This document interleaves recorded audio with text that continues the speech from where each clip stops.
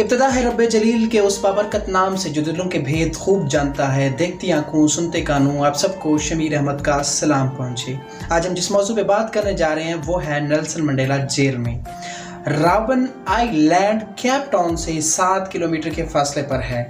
Water front के इलाके से हर 2 घंटे बाद फेरी सियाहों को लेकर जाती है। ये जजीरा 350 साल तक दुनिया की खौफनाक तरीन जेल रहा।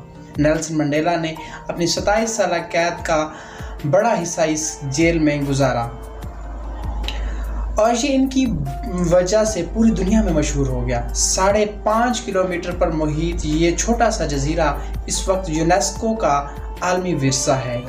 दुनिया भर से लोग इसकी सियाहत के लिए आते हैं। मैं और डॉक्टर काशिफ मुस्तफ़ा मंगल 13 सितंबर की सुबह जोहान्सबर्ग से केप टाउन पहुँचे। दोनों शहरों के दरमियान 1600 किलोमीटर का फासला है। ये जोहान्सबर्ग से बिल्कुल मुख्तलिफ शहर है। जोहान्सबर्ग को दुनिया की सबसे बड़े इनलैंड शहर की हैसियत हासिल है। ये दरियाओं और समंदरों से दूर वीराने में आबाद हुआ। आबादी की वजह से सोना थी। 1886 में जोहान्सबर्ग में सोना दरियाफ्त हुआ और दुनिया भर के मुहिम जूं ने इसका रुख अख्तियार कर लिया। ये इलाका इस ज़माने में वीरान भी था और बियाबां भी, दरख्त तक नहीं होते थे, मगर फिर लोग आते रहे और ये आबाद होता रहा। आज इसकी आबादी 60 लाख है। ये दाएं से बाएं फैला हुआ शहर है। एक तरफ से 95 किलोमीटर लंबा और दूसरी तरफ से 110 किलोमीटर। आज भी सोने और प्लाटिनियम की सबसे बड़ी कानें इसी शहर में हैं। ताहम केप टाउन बिल्कुल मुख्तलिफ और यूरोप की तरह खूबसूरत और मुनज़्ज़म शहर दिखाई देता है। डेवलप्ड सिटी है। मौसम ठंडा, माहौल में हरियाली और फ़िज़ा में वुसअत है। लोग खुश और खुशहाल हैं। सियाहत बड़ी इंडस्ट्री है। गोरे ज़्यादा और काले कम हैं।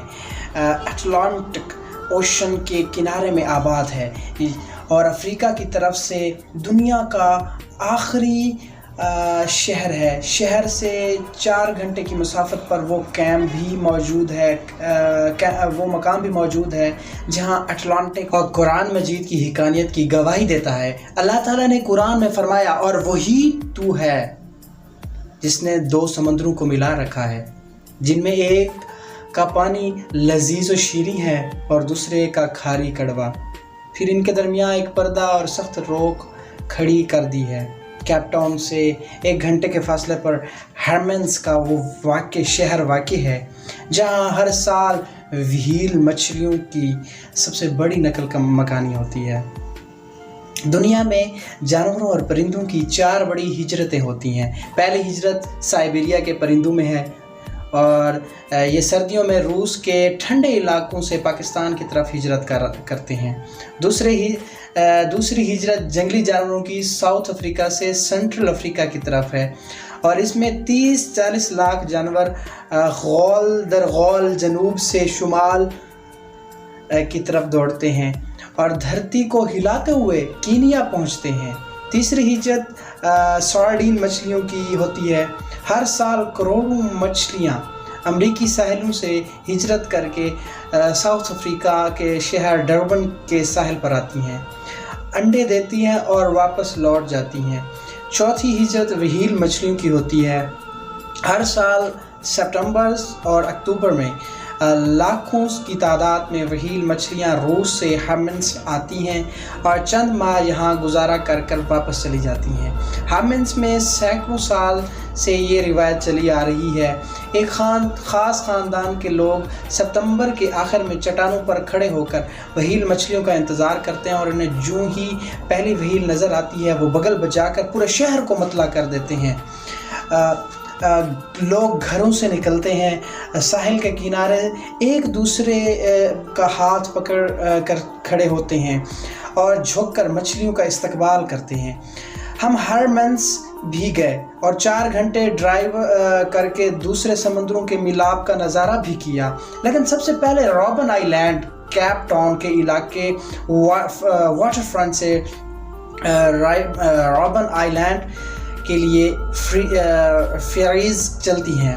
ہم نے فیریز لی اور آدھے گھنٹے میں دنیا کی مشکل ترین جیل پہنچ گئے۔ جزیرے کے چاروں اطراف فینس لگی ہوئی دیو ہیکل گیٹ کے اندر جیل کی 7 مختلف بیرکس تھیں۔ ہمارے گائیڈ نے اپنے تعارف میں بتایا کہ میرا نام 45 ہے۔ میں 45 کیوں ہوں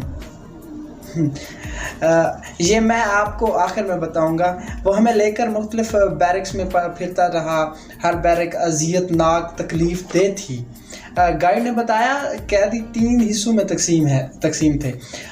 سیاہ فام قیدی پایوں،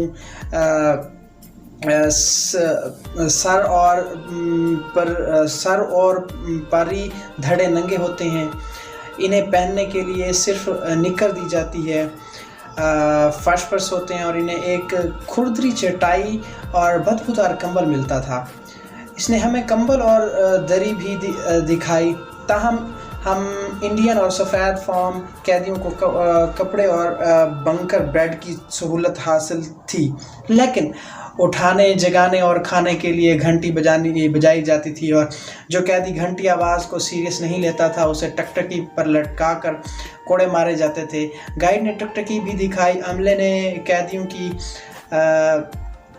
گفتگو سننے کے لیے بیرکس میں مائکروفون بھی لگا رکھے تھے اور جاسوس بھی چھوڑے ہوئے تھے۔ وہ ہمیں آخر ایک بیرکس میں لے ہی گیا، دھماکے سے بیرک کا آہنی دروازہ بند کیا اور پھر جیل کی رات کا نقشہ کھینچنا شروع کر دیا۔ اس کی آواز ڈرامائی اور انداز بیان خوف تھا، انداز بیان میں بالکل وہ ڈر۔ پورا گروپ خوف زدہ ہو کر اس کی گفتگو سن رہا تھا۔ اس نے وارڈنز کے مظالم اور قیدیوں کے دکھ کا نقشہ کھینچا، اور جب ہم پوری طرح اس کے سحر گرفت میں آ گئے تو پھر اس نے انکشاف کیا کہ میں اس جیل کا قیدی تھا اور میرا نمبر 45 تھا۔ میں 16 ایئرز کی عمر میں جیل میں آیا اور 6 سال بعد یہاں سے رہا ہو گیا۔ اس نے وہ جگہ بھی دکھائی جہاں وہ روزانہ رات کے وقت سوتا تھا، اور پھر ہم سب وحشت سے اس کی طرف دیکھنے لگے۔ نیلسن منڈیلا ان کے ساتھی بیرک بھی تھے، جس میں مطلب وہ اسی نیلسن منڈیلا اسی کی مطلب کہہ لیں جیل کولیگ تھا، مطلب یہ اسی کے ایک ہی بیرک میں رہتے تھے، وہ قید تھے۔ یہ 6 بائی 8 فٹ کے چھوٹے سیل میں سلاخوں کے دروازے کے بعد لکڑی کا دروازہ بھی تھا۔ اس کی بندش کے بعد سیل مکمل طور پر بند ہو جاتا تھا۔ قیدی فرش پر سوتے تھے اور انہیں کھانے کے لیے دھات کی ایک پلیٹ، ایک جستی مگ دیا جاتا تھا۔ سیاسی قیدیوں کو احاطے سے باہر نہیں نکالا جاتا تھا، تاہم انہیں روزانہ صحن میں بٹھا کر پتھر توڑوائے جاتے تھے اور بعض ازاں جیل کی دیواروں اور فرش میں لگائے جاتے تھے۔ نیلسن منڈیلا بھی جیل کے ایام سے مسلسل پتھر توڑتے رہے۔ احاطے میں انگور کی وہ بیل، وہ درخت آج بھی موجود ہے جس کے نیچے نیلسن منڈیلا نے اپنی بائیوگرافی کے صفحات چھپا دیے تھے اور انقلاب کے بعد وہاں سے یہ اوراق نکالے تھے۔ آپ ان لوگوں کا کمال دیکھیے، انہوں نے اس سختی کے باوجود قیدیوں کے لیے ایک نئی اور خفیہ زبان بھی ایجاد کر لی تھی اور ایک دوسرے سے اس زبان میں پیغام رسانی کرتے تھے۔ مجھے جوہانسبرگ میں نیلسن منڈیلا کے داماد پرنس موزی سے ملاقات کا موقع بھی ملا۔ یہ سوئٹزرلینڈ کے شاہی خاندان سے تعلق رکھتے ہیں۔ پرنس نے بتایا کہ ہم نے 1977 میں شادی کی، 1978 میں ہمارے ہاں پہلا بیٹا ہوا تو ہم نے اسے لے جا کر نیلسن منڈیلا سے ملاقات کے لیے گئے۔ ہمیں آدھا گھنٹہ ملا اور اس آدھے گھنٹے میں منڈیلا صرف اپنے نواسے کو دیکھتے رہے اور خوش ہوتے رہے۔ رابن آئی لینڈ میں چند دلچسپ ریکارڈ بھی قائم ہوئے، مثلا ڈیوڈ اسٹورمین نام کا ایک افریقی سردار 2 بار اس جیل سے فرار ہو گیا۔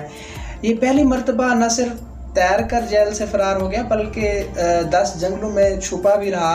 یہ دوسری بار گرفتار ہوا اور دوسری بار بھی فرار ہو گیا، لیکن کیپ ٹاؤن کے ساحل سے پکڑا گیا اور اسے واپس لا کر زنجیر سے باندھ دیا گیا۔ یہ تیسری بار بھی فرار ہو رہا تھا، لیکن اسے رابن آئی لینڈ سے آسٹریلیا شفٹ کر دیا گیا اور وہاں جیل میں انتقال کر بیچارے کی ڈیتھ ہوگی۔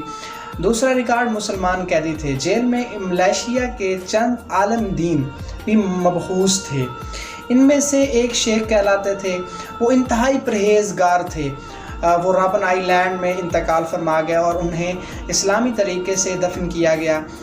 تھوڑے عرصے بعد ان کی قبر سے خوشبو آنے لگی۔ مسلمان قیدیوں نے جیل کے عملے کو مطلع کیا کہ عملے نے جگہ کا معائنہ کیا اور وہ شیخ کی کرامت سے متاثر ہو گئے اور مسلمانوں نے بعد ازاں قبر میں پر مقبرہ تعمیر کرایا۔